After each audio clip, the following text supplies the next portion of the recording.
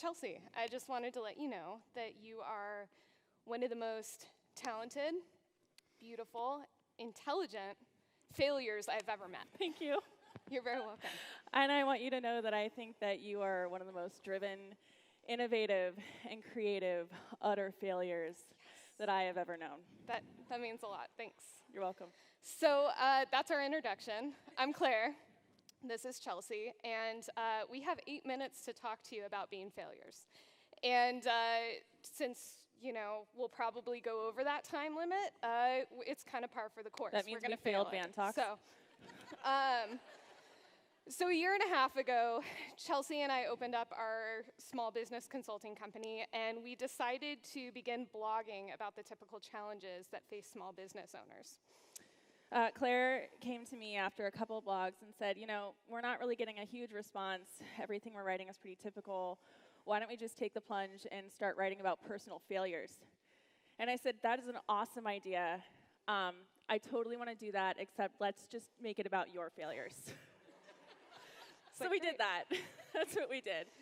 So the title of the blog was My Name is Claire, and I Failed at Business. In that blog, I talked about how my success from going from a small coffee shop into a larger coffee shop and then transitioning into opening a bakery made me feel really awesome. And then within 2 years, I had run it into the ground, essentially. And if you've lived in Vancouver for very long, you were probably pretty impressed with my stunning faceplant into commerce. Financial ruin. Yeah.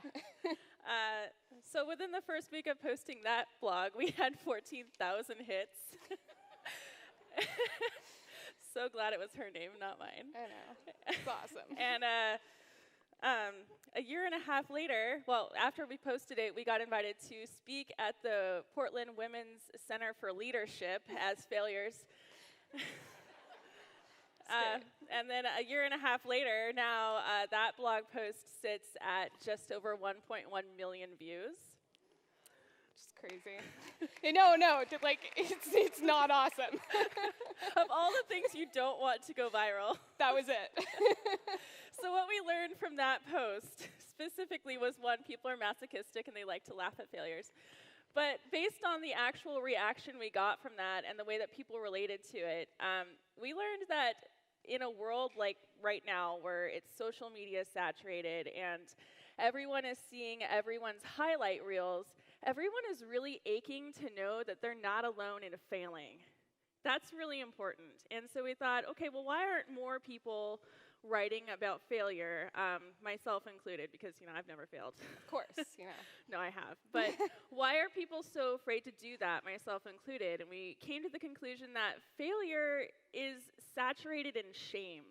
And shame makes you small, and shame makes you want to have people look over you. You don't want anyone to know that this thing that you did and that you tried and that you put all this energy into, it didn't work.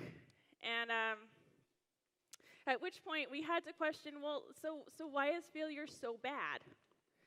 Is it really that bad? So we had to look at the other side of that. What is the definition of success? So let's take a minute to define success. In Vancouver terms and in small business terms, I think we can all agree that when the first thing you think of is money, financial success. And I'm going to tell you, if your goal in small business is to immediately obtain financial success, settle down, get comfortable, and just be one with the word failure. Because if you feel the success, that success is becoming rich, don't open a business in Vancouver. Just don't. Don't do it. What we'd like to propose is kind of a different view of success, gleaned from failing spectacularly, and quite publicly in my case. It was enough to fail in front of my community, but to have over 1 million people read my story and identify with it, I kind of started to see that it's important to get this message out there. So basically, here it is. When you fail, and you will, or you have and you're going to again, and you're going to repeatedly, you have a choice. The first choice is the obvious one, and what most people tend to do, which is to put your head down, hide and, you don't tell anyone that it happened, and you just say, I'm gonna stay down here until this blows over and then people forgot that I totally failed. The second choice is to stand up, let everyone know, hey, I failed. I didn't make it. This thing that I tried, it didn't work. I ran out of money. I did it wrong. But that's okay. And you have to be okay with that, because what's going to happen next is I'm going to get up and I'm going to try it again. I'm going to figure out what I did wrong the first time or the second time or the 10th time, and I'm going to try something different and try it again. And what we believe is that by taking that second choice, you're succeeding. So Vancouver is its own little world. I mean, downtown especially. And when Chelsea and I met each other 14 years ago on Main Street, it was pretty sleepy. There were totally a lot of boarded up businesses. There were antique malls as far as the eye could see. And crossing Milk Plain was pretty sketchy. Super sketchy. And it still kind of is if you're on a bike and you're trying to avoid the trucks. But and the Kiggins Theater, where we are right now, it was sad. It was tired. There was shag carpet on the walls, you guys. They went up the walls. Who remembers Kiggins 14 years ago? Yeah. So something like Van Talks would have never been received here. And then tonight, 14 years later, we're up here in a renewed, shiny, beautiful Kiggins Theater with a fellow small business owner, wherever Dan Wyatt is, who took a risk and had his own hard times and failures, but did a good job. He had his own hard times and failures as well, but the community lifted him up because he owned it and was like, I'm going to do this new thing. So that's awesome.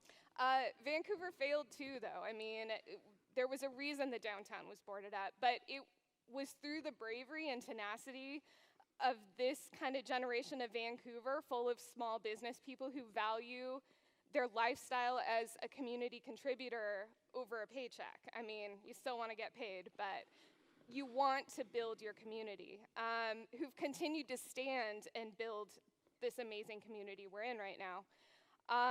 Vancouver small businesses, the ones that are succeeding visually and financially, are the ones that believe in community over competition. Yeah. So I want to be clear. We're not saying that failing doesn't suck. Yeah, it does. It does. It's really uncomfortable. And it's also really expensive. Yeah. But you can't get away from that. I mean, you can take totally different paths. I went to college. I spent a ton of money going to school. Claire jumped right in and started businesses and failed. And then I failed after I went to college. Like, you cannot prepare yourself out of failure. We took two different paths, and we both fell flat on our faces. We came together, and we didn't shame each other for failing. We were both like, man, me too.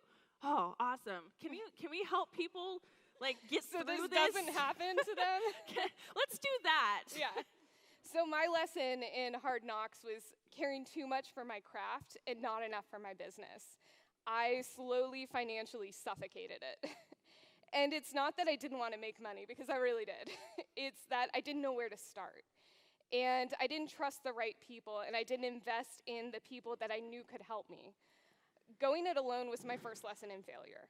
As soon as I opened up to the community around me, I was able to confront my failure and succeed. I trusted them, and they lifted me back up. So Claire, as a person, didn't fail. When something, no, your business failed. Well, thanks. But as a human being, you're still Claire. Yes. Your plan failed, or your practice failed, or you marketed fancy pastries to the wrong demographic, or, I don't know, you opened a bakery during a recession. Yeah, you calculated your costs incorrectly. Or you trusted the wrong business partner. You had a bad accountant. You did your taxes wrong. You got passed over for a promotion. You failed algebra 4 times in high school. But she got a degree in physics. I got a degree in physics, you guys. Yeah. I could have used Ame's app, probably. So sometimes you fail due to consequences that have nothing to do with you, too. Economy, whatever. Sometimes the economy crashes. Sometimes things are totally out of your control, and you end up failing anyway, and you still have to own it. Yeah, and any number of small factors that don't define you as a person, but present an opportunity for improvement, caused the demise of your current venture. But as a person, you tried something daring, brave, and different. You did it in spite of the fear, and you put in the hours of work and love. You gave it your all, and it didn't quite make it. That doesn't make you a failure. That makes you more prepared for the next bold venture you decide to make. More prepared to accept failure, but also success. But only if you are embracing of your failure, you learn from it, and you choose to stand up and say, I failed, but I'm going to try it again, and succeed in that moment. So what we want you to take away from this, more than anything, is that it is your choice after you fail, and you will, to hide in shame or to stand up and say, all right, that happened. I'm going to try it again. Also, it's never, ever too late to reinvent yourself. I have so many past lives. Yeah. But it's Same here. And it's not too late, so long as you own it and you stand up and you say, I'm going to do it again. Mm-hmm. And that's success. So we want to part on these words with you. Failure is extremely important. It introduces you to a feeling that you never want to feel again. But maybe when you stop fearing it, you can become wise enough to greet it like an old friend who told you the truth when no one else would. Thank you.